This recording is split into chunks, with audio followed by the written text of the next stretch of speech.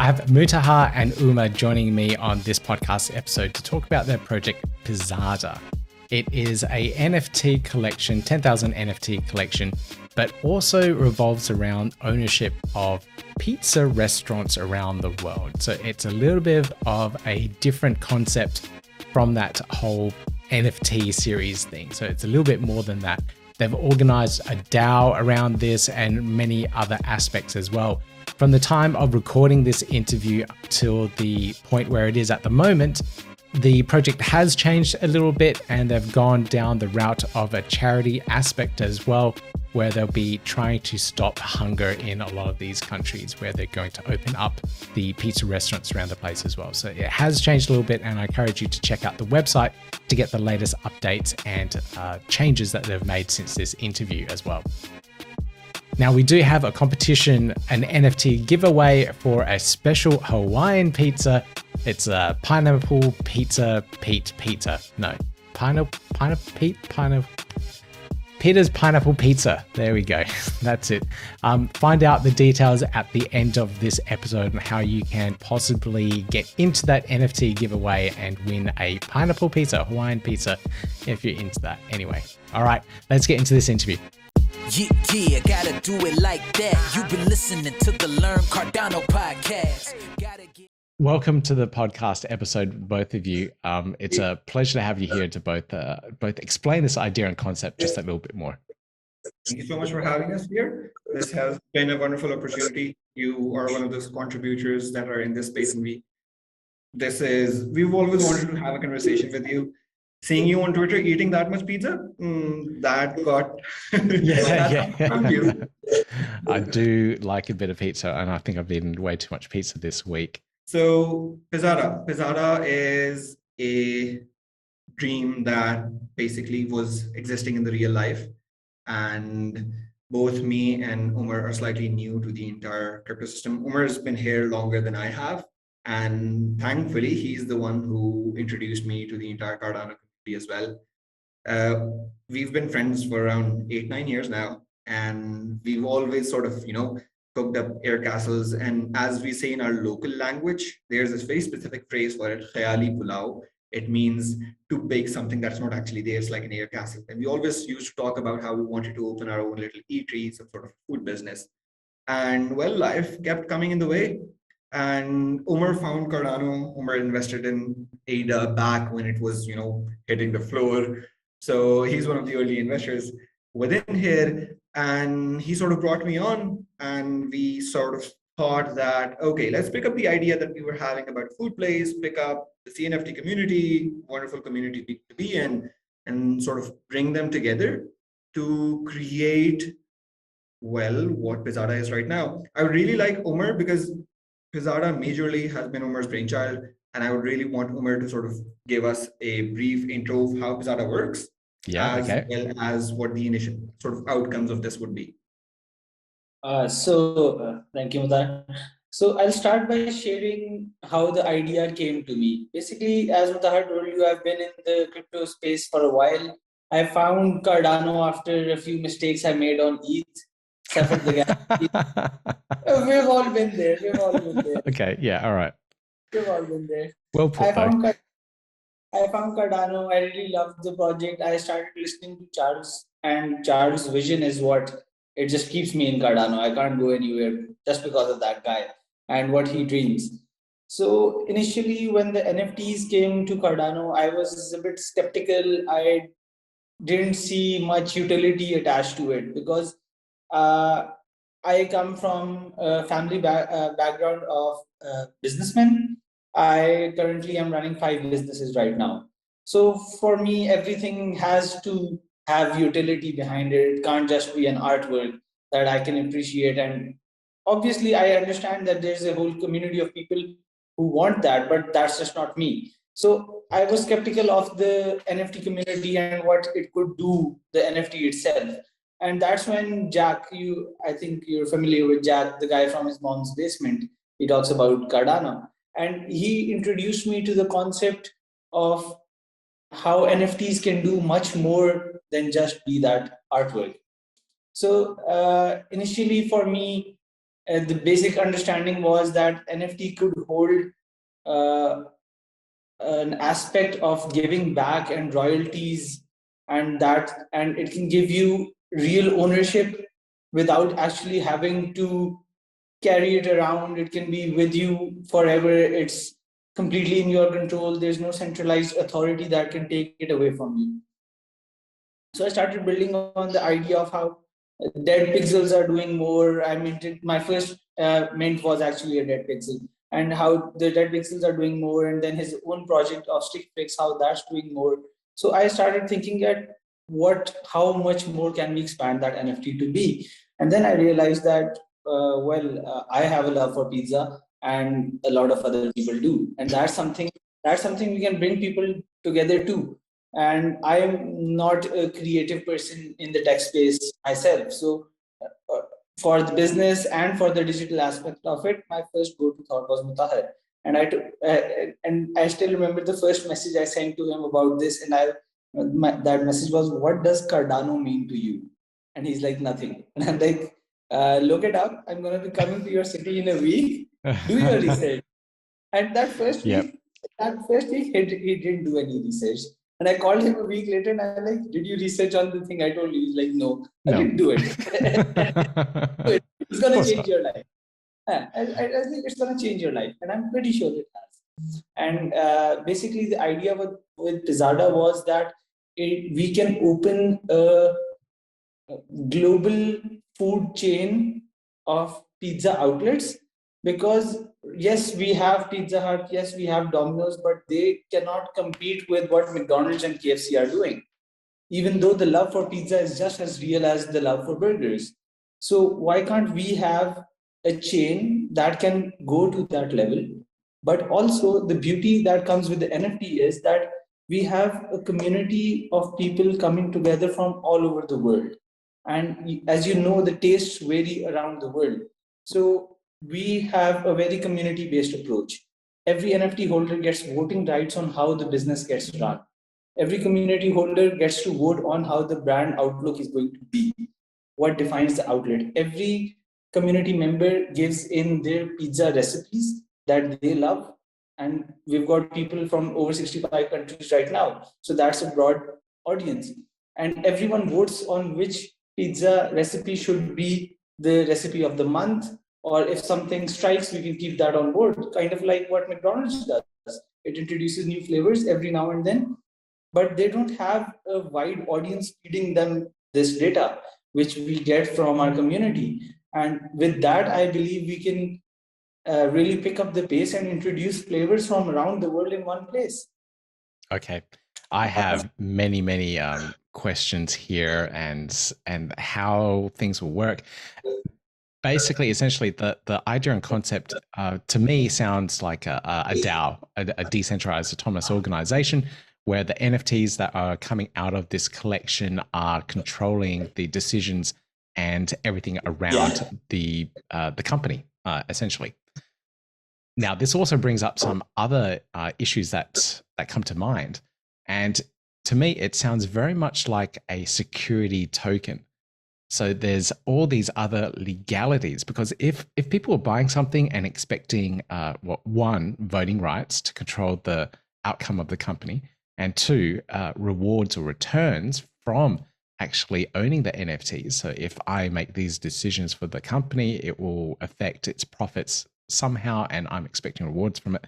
So then there's the whole legal side of things as well, and how this particular NFT is going to be controlled in that respect. So let's first off talk about the classification of the actual NFT.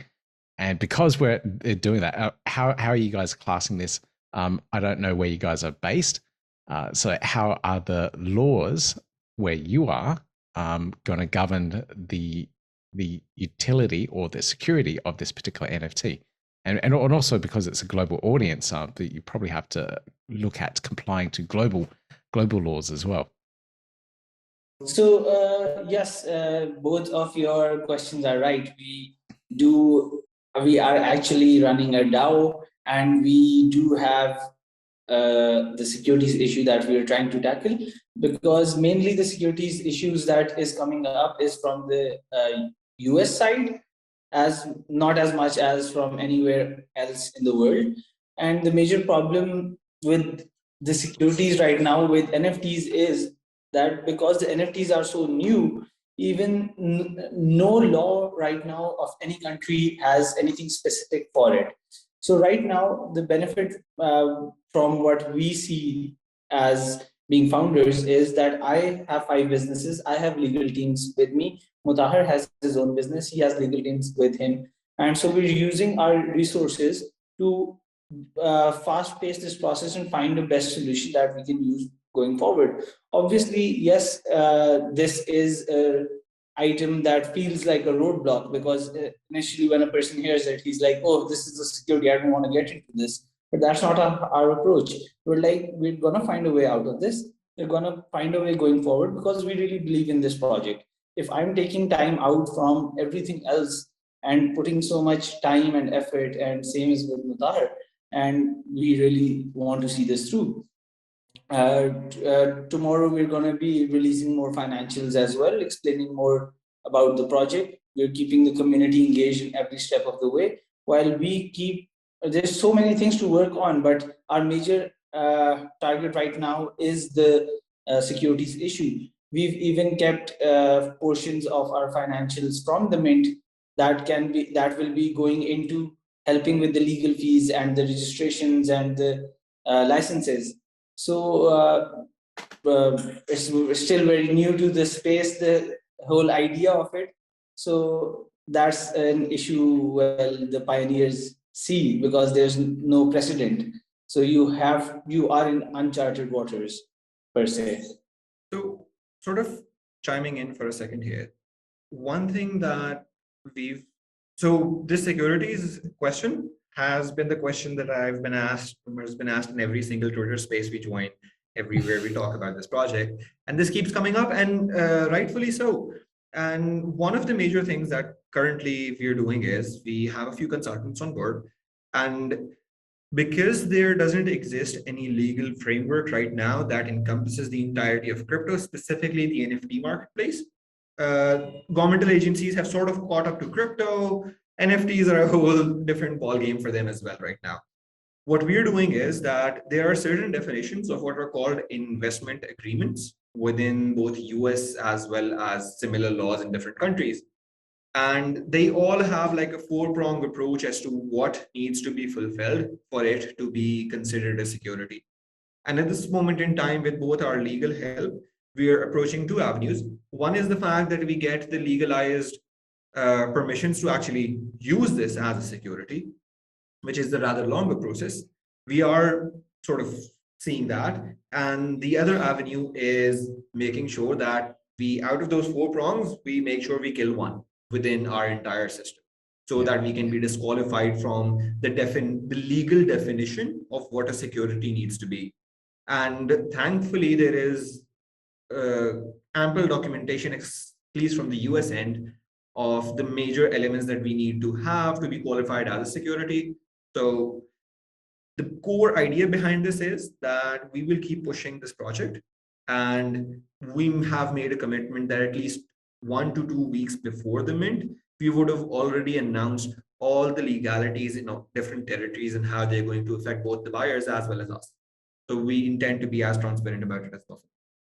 Yeah, well, it's not impossible to do. It's quite just a process that you have to go through to work through the regulations and the legal aspects of everything.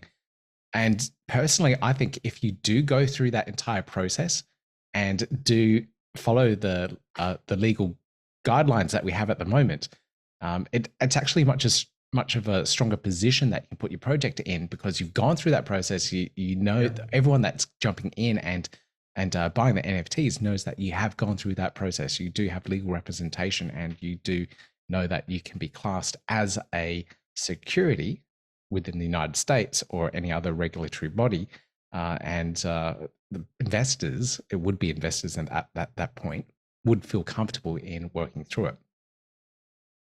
But this also now brings up so many more questions here. So Yeah, exactly. Because another problem that then comes up is that the NFT is tradable.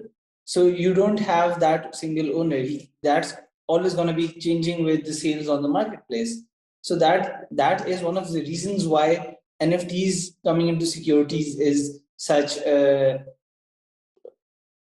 unmarked or a area of that sort, because there is no prior precedent of this scale where an NFT can be traded 3, 4, 7, 10, 50 times a day. And that's the change in the ownership.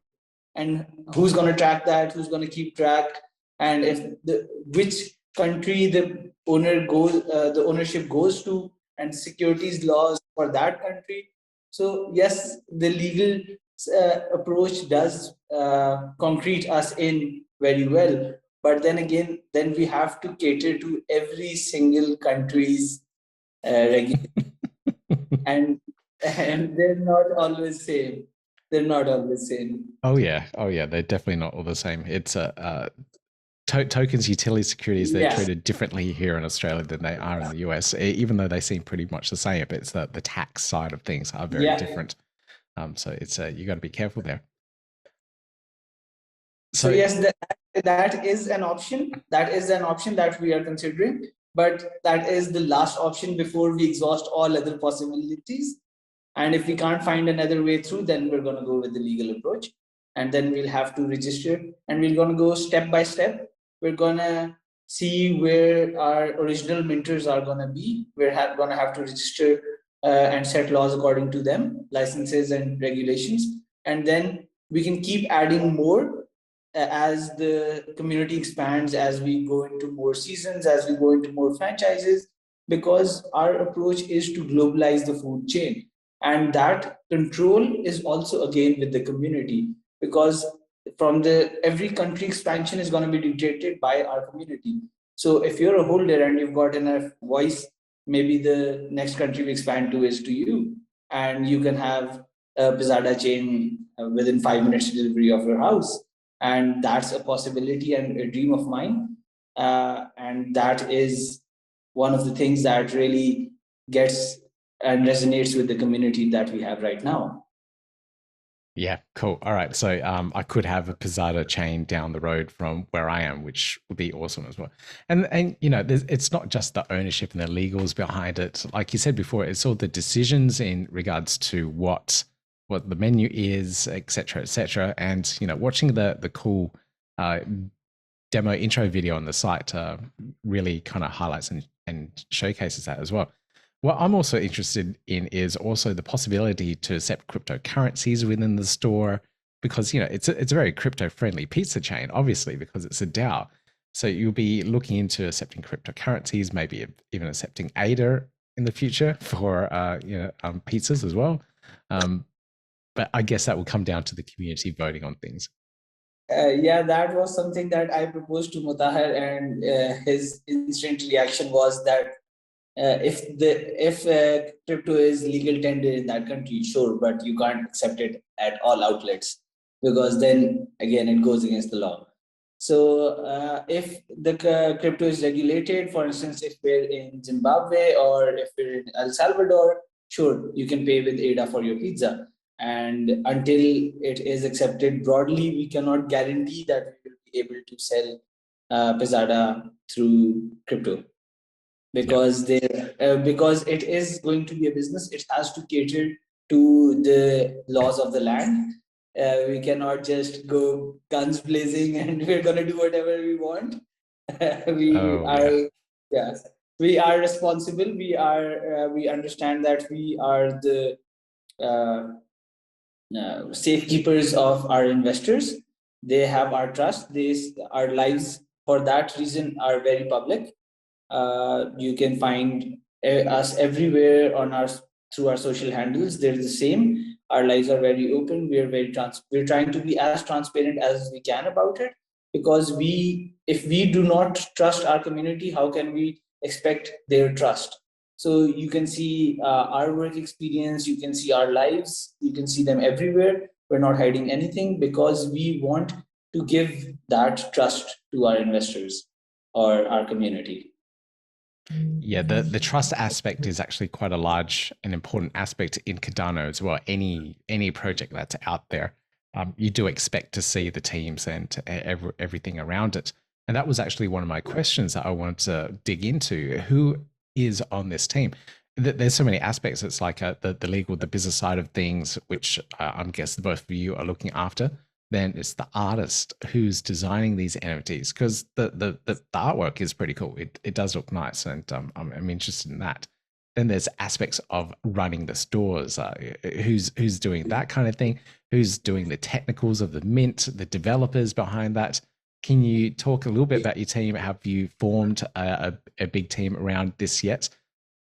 Yeah. So right now, as I told you, that I am in charge of the outlets and running the stores, and because I have zero experience with on the tech side, so Mutahhar has done the artwork himself. He is handling all the mints. He's made the website himself. He's made the YouTube video that you were talking about. So all the digital side is being handled by Mutahhar, and all the business side is being handled by me. And furthermore, right now we're not hiring or putting burden on Pizzada as a entity in itself, because we're utilizing the resources that we already have hired in our other businesses, and we're using them to push forward Pizzada, rather than we hire people to do Pizzada, and that costs some money, and then at mint we will have to refund that amount. So we're not looking for that approach when we can have the teams without having to pay for another business. Funnily enough, the two people who came together to make this project either have the tool set themselves to execute it, or have teams in place already in their own businesses that sort of contribute to both the collection, the on-ground business, as well as the tech side. So for example, right now, we're going to be announcing our one tech partner that we do have in the entirety of it. So the minting process in itself is not happening in-house. That's our tech partners coming in, and we're going to be announcing them on our platform as well. But other than that, Umer is busy running around trying to figure out places of where Pizzada is going to exist, and basically putting together the entire roadmap of the on-ground, while my job is taking care of slight part of the CNFT community, as well as everything related to video, website design, marketing collateral, and so on. Great, brilliant. And you guys are doing a good job of that. The artwork is pretty cool. So I'll jump back now and talk about the DAO, the decisions, the business side of things. Now, every pizza place around the world, people's tastes are different. When you look at a McDonald's restaurant, like Umer, you were saying earlier, you go to McDonald's in Malaysia, they have spicy food. They have curry-based McDonald's burgers. Here in Australia, no, you wouldn't see any of that. But as soon as you go in Southeast Asia, you get all these like different flavors of these spicy burgers, and it's actually quite interesting to go to a fast food restaurant and try the food there. So because it's so different all around the world. How are you going to do your research? Are you going to actually go to those countries, work out exactly what the food, the flavors, the tastes are as you expand around the world? Where are you going to start first officially, and how are you going to get these particular menu items for people to vote on? Okay, so one of the things that's happening around this is that we have a very extensive membership panel sort of planned for right after mint. We have things in place, and that membership panel in itself would be able to gather a lot of information about our users, not without their permission. They're going to be volunteering that information to us. For example, let's say we have a majority of our audience right now currently in the US, but we might have some audience coming in from, say, Chile. We might have some audience coming in from, let's say, Hong Kong. And as people come in, and as we sort of go towards different centers, we do intend on sort of normalizing the taste to that specific country, or that specific sort of, even within countries, there are at times sort of like flavor shifts happening across state lines and such. That's something we're going to be sensitive to. And the voting process, best part about having those sort of tech is when you're voting, we can ask them to vote on a general large scale consensus of what the entire flavor profile needs to be, versus, let's say, if we are opening one specifically, let me pick up an example of chili right now. If you're voting specifically for chili, we're going to try to find through our surveys people who are holders who are in chili, and then their input comes first, and then some on-ground local research that Umer can perhaps shed a bit more light on. Again, I'm the tech guy. He's going to talk about the rest. Okay, so basically, how the menu works is that the menu is going to be divided into three parts.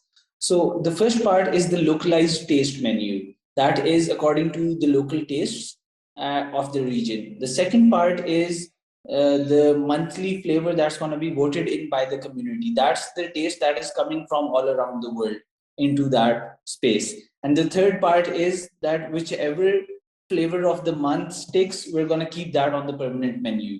If you get high sales from that flavor, it's going to go on the permanent menu for that country. And that's going to be introduced across the country for all the chains across that country, that specific country. So as you go about that, you'll have the cheese pizza, you'll have the pepperoni, you will have all the basics done. Those will be the localized tastes. I don't want to go above and say that the Hawaiian is going to be everywhere. No, it's not. It's what? How dare you not put Hawaiian pineapple and pizza everywhere? Yeah, let's not start that debate here because it's been going on for a couple of days in our Discord servers as well. Even today, before I left my previous office, the fight was going on about pineapples and pizzas. So let's keep that aside from now. But yes, the local, the base flavors are going to be same. Those are going to be localized according to the taste of the country. And then there's going to be a portion that's going to be introducing flavors from around the world. And whatever sticks, it goes on the permanent menu. It's quite simple as that. Okay. All right. It makes it kind of fun as well. Like the voting of every month that people get involved. You really you stay engaged. You have that use for your NFT. It keeps you engaged. It gives you reason to keep that NFT. And basically all the things that I planned for Pizzada and I saw for Pizzada was basically because in the NFT space, a project gets hype and then it falls down. And for me, the fall of that hype is because there is no strong foundation. I want to build that strong foundation because if I say the Pizzada goes up to a floor of, let's say, 300 ADA, it's going to stay there because it has actual real use. It has inherent values with the reward. Because there's reward coming in, gives it inherent value. It has use every month. It engages you every month. So yes, you have that engagement with it. So it doesn't just drown out in your wallet. It keeps beeping to you that, yes, answer me, engage with me. I'm doing something new every month. Okay. So that's basically Okay. So now I want to get into some of the technical mechanics around this as well. So that's great. So we know how the pizza place is going to run, what people will be voting on, and how those votes can be made. So now that I have one of the NFTs, I'm holding it in my wallet. There's different mechanisms of distributing rewards from it. So we're seeing some new and novel ideas come out. So one project, Wi-Fi, which have NFT staking. So if you stake the NFT, you get paid rewards from it for Wi-Fi tokens, for example. So what I'm wondering with your project is, how are people going to be rewarded for with the profits of stores that come into play? So if a store makes a certain amount of profit, how is that going to be distributed to the NFT holders? Okay, so my approach for that was that we don't want to bind you to your NFT. You're free to trade with it. You want to engage in the voting process, do along the way. Whenever you get tired, you can sell it forward. We're going to set a day, a week actually, and we're going to call that week. I've actually not discussed this with my community, but I'm telling this to you, that we're going to call that the Pizza Festival. That 1 week long is going to be the Pizza Festival. In that 1 week, you have to keep your NFT.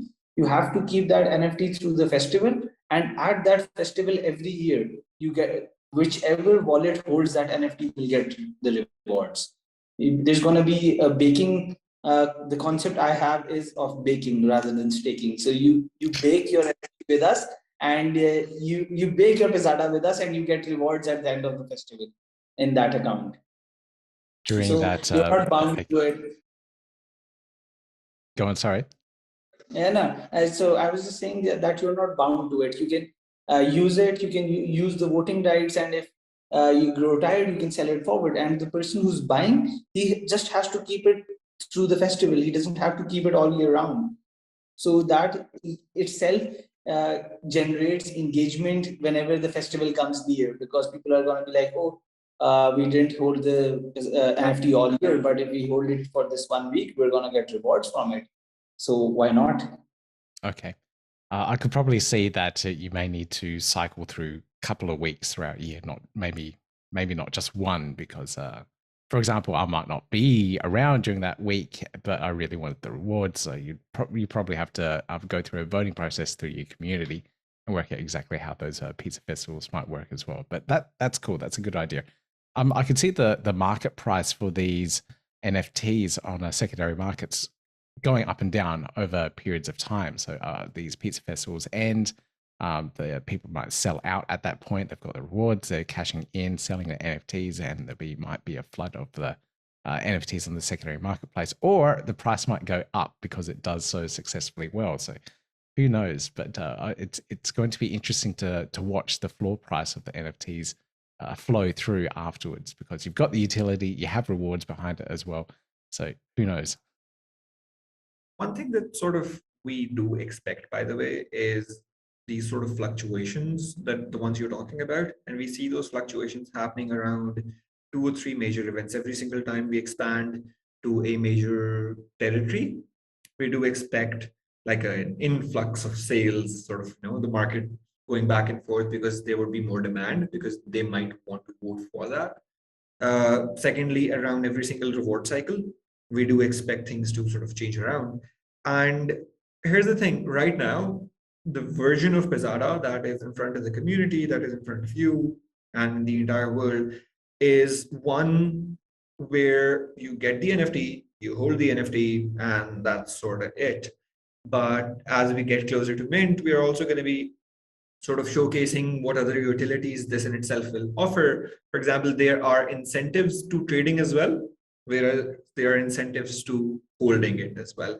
And we're letting every individual decide on their own self whether they want to be a collector and perhaps collect a certain kind of Pizzada slices. Maybe that will end up holding a reward for you, versus maybe you want to hodl a certain kind and that's going to do something else.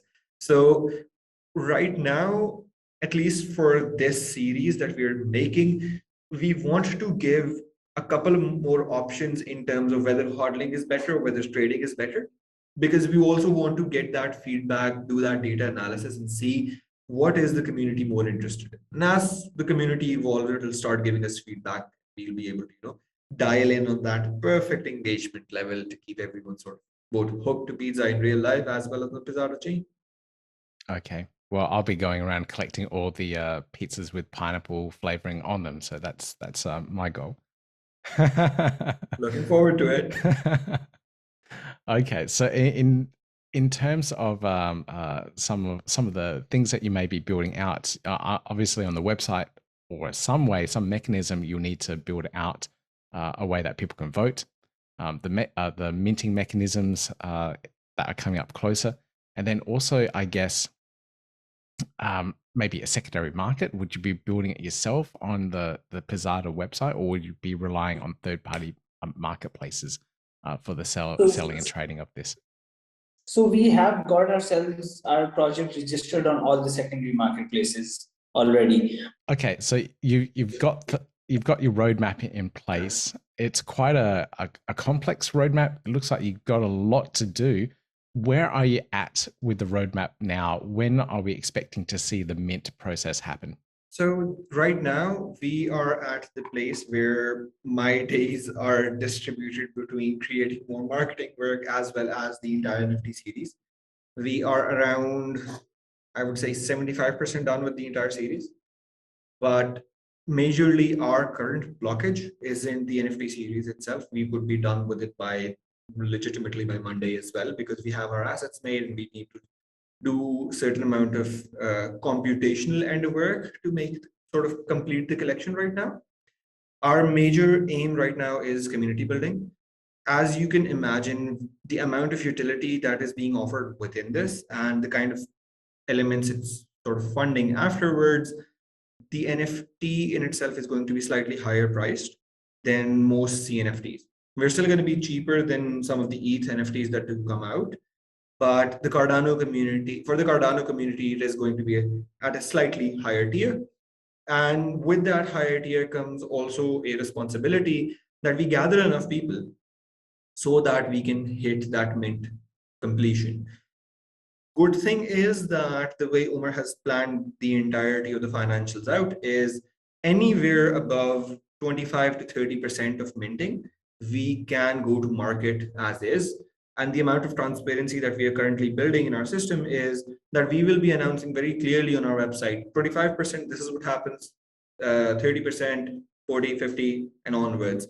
And we're going to be sort of even announcing the fail states in case we aren't able to gather the community, and yet there are certain people who did sort of entrust their ADA and their money with us. What happens to that? And we are disclosing this easily before mint, so you can make a very well-informed decisions by looking at the community, by looking at the engagement we're getting, and then investing with us. With this being said, we initially did want our mint to happen within December. December also holds a certain amount of challenge that after Thanksgiving, there is this sort of mental zone that the whole market gets into, that, okay, Christmas is about to come, New Year's is going to come. So everyone's, there's a slower pace to general life. And what we didn't want was, we didn't want our entire collection being affected by that itself. Right now, we're in the process of assessing where we stand in the community and whether like the mid of December or the second week of Jan is going to be our minting date. We are leaning more towards the January end right now, because we believe at this moment in time, we do need to do more community activities to be able to do a successful mint. Okay. And we still need more time on the legal side, because we do not want to leave any loose end. We want it to be a smooth process, so that it does not disrupt or discourage any of the people that are coming. Maybe someone's in the holiday spirit over December and helps us, goes through all the certification really quickly. Who knows? Yeah, it's interesting the market cycles over the holiday periods. It does affect the market. Like around that Thanksgiving time, a lot of people are at home and people are on their phones. They're doing research. They're reading different things. And then over the Christmas period, again, that happens as well. So a lot of people have a lot more time off. They're researching. They're watching these things. So if you did do a lot of engagement and marketing at those point in time, you can possibly get a better community built up. Yes, the community building is good over the holidays, but the mint is not going to be, because people aren't really investing a lot over the holidays. The crypto markets come down, the NFT market's going to come down over the holidays. People are saving up. Right after the holidays end, you're going to see that surge in the market. And I believe that that is going to be the last leg of our bull cycle this year, going into the Jan of 2022, quarter one. As you can see how high we've already came and come and aiming for new all-time highs. So I really feel like we're going to be doing extensive community building over the holidays. So when we have the launch in the first or second week of January, we have that momentum building up from the start of the holidays. Yeah, long term, I think it's going to repeat the 2017, 2018 market cycles. So it's whatever happened in 2018, we'll probably see again in 2022. That's my prediction anyway. Okay, guys. This is a brilliant project. It's quite unique. It's very different, and of course, it's done with love of pizza. So it can't go wrong, right? Now, In terms of the project, it all sounds really good. But in terms of Cardano, where do you see Cardano in the next few years, and what do you see for the future of the project? For me personally, I'm very bullish on Cardano. My aim is to accumulate my Cardano bag as much as I can. I actually, when someone tells me about Bitcoin, and starts talking about Bitcoin, I tell them to stay on Bitcoin. Yes, don't look at Cardano. I want to buy my Cardano while it's still low. I don't want you coming into Cardano. My plan for Cardano isn't this all-time high or this year, 1 year, 2 year. I believe in Cardano for the long term, 20, 25 years later. That is where I see Cardano being at the top. It's doing so much more with charts going through Ethiopia and then Egypt, and with all the providing internet and providing financial services, and with Catalyst and all the projects that Cardano is carrying out right now. And from the last discussion, that AMA that Charles had, I really see Cardano being the only competitor to Meta, with Zuckerberg competing for the Meta space going into the future, because Cardano actually can bring that decentralized approach to Meta that is going to be the future 20, 25, 30 years later. And if everything is being run on a metaverse that is financed by Cardano or backed by Cardano, then you can imagine where Cardano is going to be in 20 to 25 years. That's my take for Cardano. And Mutahhar, what do you think? So I have opinions about Cardano. My opinions are, I'm one of those people who get sort of stuck on things, and I tend to get bored easy. With Cardano, what's been happening is, since the time I've sort of spent here, I think for the past 6 or 7 days, I've sort of been hopping in and out of Twitter spaces for both the promotion purposes as well as sort of growing in the community itself.